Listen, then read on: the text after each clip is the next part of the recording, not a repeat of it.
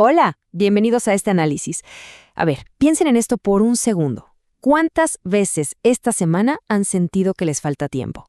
Esa sensación de que los días literalmente se nos escapan de las manos parece un problema supermoderno, ¿verdad? Con tantas notificaciones, reuniones y correos.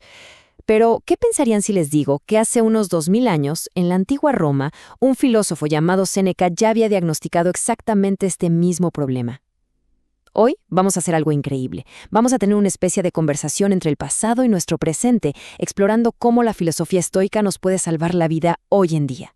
Ok, vamos a sumergirnos de lleno en esto, porque esta frase de Séneca es un golpe de realidad tremendo. No es que tengamos poco tiempo, sino que perdemos mucho. Piénsenlo. Séneca nos dice que por naturaleza recibimos suficiente tiempo para lograr cosas increíbles y sentirnos plenos. El problema no es que el reloj avance muy rápido, sino cómo administramos esas horas. Básicamente, la vida no es corta. Nosotros la hacemos corta al desperdiciarla en lo que él llama ocupaciones banales. Es un cambio de mentalidad brutal. Pasamos de ser víctimas quejándonos de que el tiempo vuela, a darnos cuenta de que somos nosotros los responsables directos de tirarlo por la borda. Sección 1. El espejo del tiempo. Veamos cómo la antigua Roma se parece muchísimo a nuestro presente. Lo que estamos viendo aquí es la base de todo nuestro análisis, de la brevedad de la vida, escrito por Lucio Anneo Séneca, que era un verdadero peso pesado de la filosofía estoica en Roma. Y lo fascinante de este texto es que Séneca se dio cuenta de lo estresada y abrumada que estaba la gente muchísimo antes de que existiera nuestra cultura actual del exceso de trabajo. Él veía a sus vecinos corriendo por toda Roma, buscando estatus, pavores, dinero, agotándose por completo sin encontrar jamás un estado de paz. Así que les adelanto algo, nuestra urgencia constante no es culpa de la tecnología, es un defecto humano histórico. Y esto que tenemos aquí ilustra de manera brillante lo que Séneca quería decir. Imaginen que este círculo es la totalidad de nuestra vida. Si la empezamos a quitar pedazos, digamos, el tiempo que pasamos durmiendo, las horas de trabajo obligatorio, el tiempo que perdemos intentando complacer a otras personas o a la sociedad, y ni hablar de la pasión gigante que se nos va solo en preocuparnos por el futuro. ¿Qué nos queda? Una rebanada súper pequeñita, apenas un 5% para, digamos, vivir de verdad. Y esto es lo trágico. Séneca decía que la gente llega al final de sus días y de repente se da cuenta de que, aunque existieron por muchísimos años, apenas vivieron realmente. Pasamos a la sección 2, la paradoja de estar ocupado. O dicho de otra forma, ¿por qué moverse mucho no significa estar vivo? Ahora, lo realmente interesante de esto es comparar estos dos mundos. A veces creemos que estar súper ocupados es sinónimo de una vida plena, cuando en realidad suele ser la excusa perfecta para no enfrentarnos a nosotros mismos. Miren esto. En la época de Séneca, las ocupaciones banales eran ir a discutir horas al foro público, rogar por favores de gente poderosa o ir a banquetes larguísimos solo por cumplir. Bueno, avancemos 2000 años. El foro romano hoy es el doom scrolling en redes sociales. Buscar favores es hacer networking superficial, y los banquetes son nuestra persecución obsesiva por el estatus digital. El ruido humano es exactamente el mismo. Literalmente solo adoptamos nuevas plataformas. Y aquí Séneca nos da justo en el clavo con una ironía enorme sobre cómo nos comportamos. Piensen en cómo protegemos nuestras cosas materiales. Somos súper celosos con nuestro dinero y nuestras casas. Nadie deja la puerta abierta para que un extraño entre y se lleve sus ahorros, ni de broma. Pero cuando se trata de nuestro tiempo personal, hay una generosidad casi absurda. Dejamos que cualquiera nos interrumpa, que reuniones sin sentido nos consuman la tarde, regalando nuestro recurso más valioso. El tiempo es literalmente lo único que no podemos recuperar, el único recurso con el que sí deberíamos ser extremadamente tacaños. Y paradójicamente, es lo que entregamos con mayor facilidad. Vamos a la sección 3, liberarse de las cadenas y cómo lograr autonomía frente a este mundo ruidoso. Entonces, el punto crucial es entender qué es lo que nos tiene atrapados en esta rueda de hámster de ocupaciones banales. Y el estoicismo es muy claro aquí. Identifica 3 prisiones que tenemos que desmantelar usando nuestra razón. 1, el miedo a la muerte, que básicamente nos tiene siempre ansiosos por el futuro. 2, el miedo a la pobreza, que nos empuja a una avaricia constante y a trabajar sin ningún sentido. Y 3. La esclavitud a nuestro propio cuerpo físico y a esos impulsos y pasiones del momento. Romper con estas 3 cadenas es, para los estoicos, el requisito no negociable para ser genuinamente libres.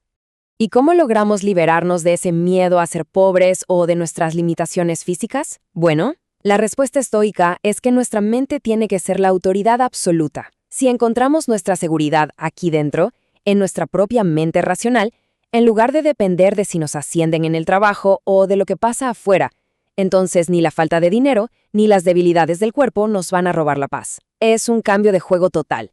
Dejamos de intentar controlar el mundo exterior, que la verdad es súper impredecible, y empezamos a gobernar nuestro mundo interior. Ese es el único territorio que realmente poseemos. Sección 4. El camino estoico y su sabiduría totalmente práctica. En el centro de todo este camino hay un concepto que se malentiende muchísimo: la virtud. Cuando leemos a Séneca, la virtud no significa tener una simple pureza moral o seguir reglas de comportamiento aburridas. Para nada. Va mucho más allá.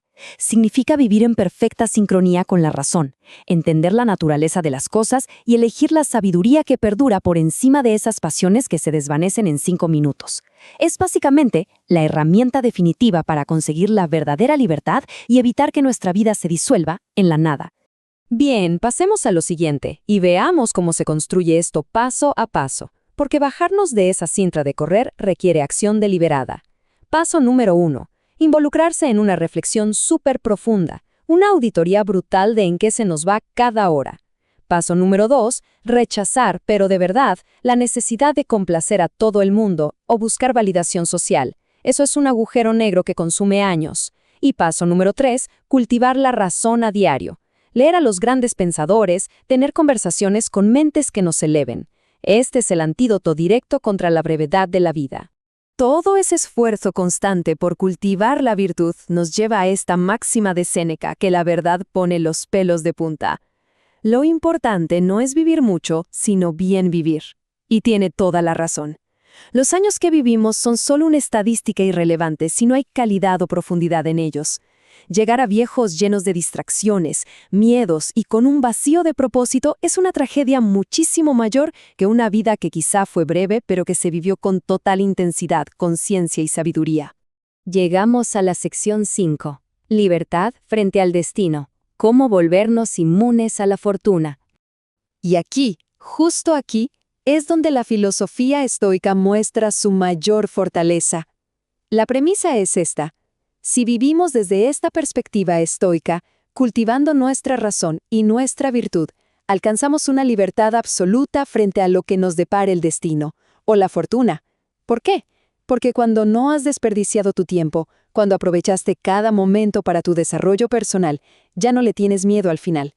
Te pase lo que te pase, te traiga riqueza o ruina, la fortuna no puede derrotar a alguien que ya construyó una fortaleza mental. Alguien que sabe cómo enfrentar la mortalidad y que, sobre todo, verdaderamente ha vivido.